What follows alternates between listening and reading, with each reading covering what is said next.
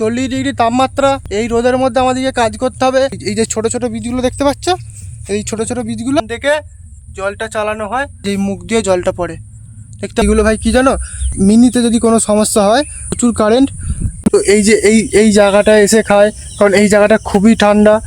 স্বাগত জানাই আমার নতুন ব্লগে। আজকে আমি যাচ্ছি কোদাল নিয়ে মাঠ, দেখতে পাচ্ছ তোমরা। আর মাঠে এত রোদ, 40 ডিগ্রি তাপমাত্রা। এই রোদের মধ্যে আমাদেরকে কাজ করতে হবে। এটাই ভাই চাষি, আর চাষিদের সুখ শান্তি বলে কিছু নেই। এত কষ্ট করে ফসল ফলায়, 3-4 মাস 5 মাস ধরে এক একটা ফসল তৈরি হয়। কত রাসায়নিক সার কিনি, ওষুধ কিনি, অনেক সার কিনতেই অনেক টাকা লেগে যায়। তারপরও চাষিরা যে ন্যায্য মূল্য সেটা কোনো দিনও পায় না। চাষটা যে হবে, যখন দেখবো চাষটা ফলে গেছে, এবার ফসলটা কাটবো, তারপরে যখন আমরা যাব বিক্রি করতে, তখন কি দেখব না, কোনো রকমে যেই পয়সাটা খরচা করছি সেই পয়সা কোনো রকমে উঠবে। এই যে দোস্ত, এই হচ্ছে আমার গ্রাম, এই হচ্ছে আমার, এই যে এইগুলো হচ্ছে আমাদের জমি, এই হচ্ছে আমাদের গ্রাম, এই সব আমাদের গ্রাম, এই হচ্ছে জমি। এরপর ধান চাষ হবে। তোমরা দেখতে পাচ্ছ যে জমি এখন কাদা করা হয় না, এই হচ্ছে এবার কাদা হবে, ট্রাক্টর দিয়ে কাদা হবে। আর আগে গিয়ে তোমাদের দেখাবো কি জানো, যে ধানটা যে প্রথমে হবে সেটা কি করে প্রথমে তো তৈরি করতে হবে বীজটাকে, সেই বীজটা কী করে তৈরি হয় তোমাদেরকে আমি গিয়ে দেখাবো। তো ভিডিওটা দেখতে থাকো, আমি তোমাদের সবটা দেখাচ্ছি কী করে ধানটা চাষ হয়, সব দেখাচ্ছি। আমি এখন যাব ওইখানে গিয়ে বীজগুলোকে ঠিকঠাক আছে নাকি দেখবো। তাই বীজ না হলে ধান তো কোনো দিনও হবে না, কারণ বীজ থেকেই ধান হবে। এই ধানটা চাষ করতে মোটামুটি, এটাকে আমন ধান বলে। এইটা আষাঢ় শ্রাবণ মাসে রোয়া হয়, ঠিক আছে, আর সেই অঘ্রাণ পৌষ মাসে তোলা হয়। মোটামুটি 5 মাস লেগে যায় এই ধানটা হতে, ঠিক আছে। আর এই যে ভাই, এই যে বীজ দেখতে পাচ্ছ, এই যে বীজ, এইগুলো ভাই, এইগুলো এইভাবে এইভাবে করে, ঠিক আছে। এই দেখো, এই যে ছোট ছোট বীজগুলো দেখতে পাচ্ছ, এই ছোট ছোট বীজগুলো, এই যে এইভাবে প্রথমে ছোট ছোট বীজ ফেলে, এই বীজগুলোই 5 মাস ধরে ধান গাছ হবে, বড় হবে। এই খড়গুলোকে গরুতে খাবে, আর ধানগুলো ভাই আমরা খাবো, ধান সেদ্ধ করে ধানগুলো আমরা খাবো।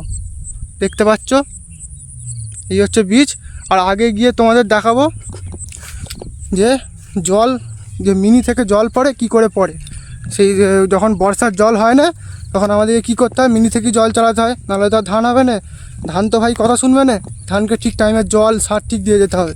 এবার আমি তোমাদের দেখাবো যে জল দিয়ে, মানে এই যে ফসলগুলো হয় মাঠে, এত ফসল হয়, সেগুলো তো জল লাগে। আকাশ বৃষ্টি না হলে কি করে ভাই জলটা হবে, কি করে ভাই চাষটা হবে।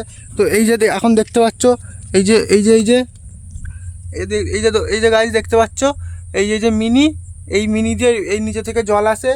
এখান থেকে যখন বর্ষার জল না হয়, তখন এখান থেকে জল কেনা হয়। আর এই যে ভাই মেশিন, এই যে মেশিন, এইখান থেকে এই জায়গা থেকে ফিউজ নিয়ে এসে, এই জায়গা থেকে সুইচ টিপে, এই যে বক্সটা দেখতে পাচ্ছ, এই বক্সটা থেকে সুইচ আছে, এইখান থেকে জলটা চালানো হয়। আর ভাই জল পড়ে এই মুখ দিয়ে, এই মুখ দিয়ে জল পড়ে, এই যে মুখ দিয়ে জলটা পড়ে, দেখতে পাচ্ছ সব।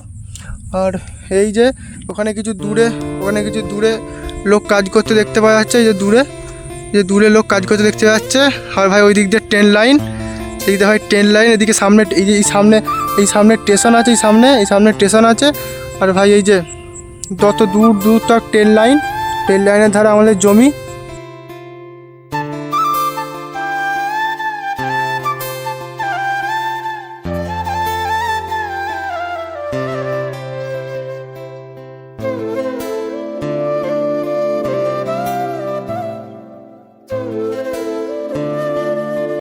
মিনি যেগুলো আছে, যেগুলো এই জল দেওয়া হয় বিচে, তো এরকম এই যে তারগুলো আছে দেখতে পাচ্ছি, এই তারগুলো দিয়ে এই যে এরকম কিছু দেখতে পাবে, এরকম মেশিনের মতো।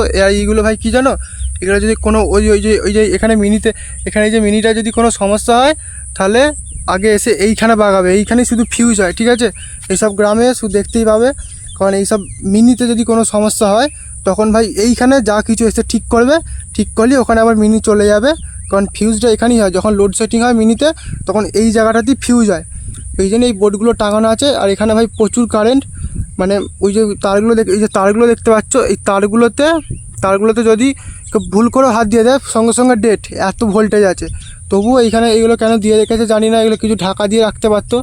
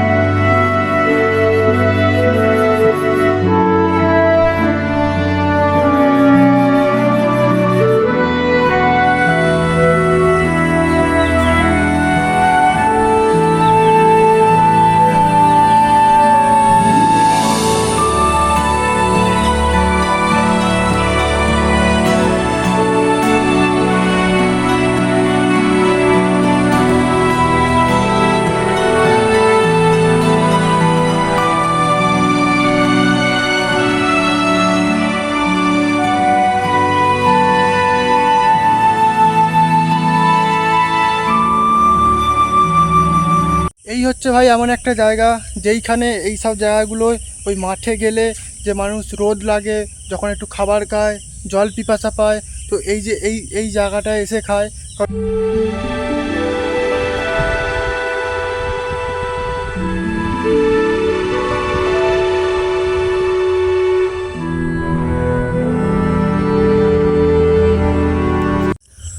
আর ভাই দেখতে পাচ্ছ আমি এখন বাড়ি যাচ্ছি, মাঠের কাজ মোটামুটি শেষ, সবই শেষ। তো দেখতে পাচ্ছ আমাদের এই জমি, এইদিকে একটা গ্রাম, এই যে গাছপালাগুলো একটা গ্রাম, আর ভাই এই যে এইদিকে একটা গ্রাম, এইদিকের গ্রামটা আছে, ওই যে সাদাপাড়া বাড়িটা দেখতে পাচ্ছ, ওই যে সাদাপাড়া বাড়িটা, ওই বাড়িটার পেছনে আমাদের বাড়ি, ঠিক আছে।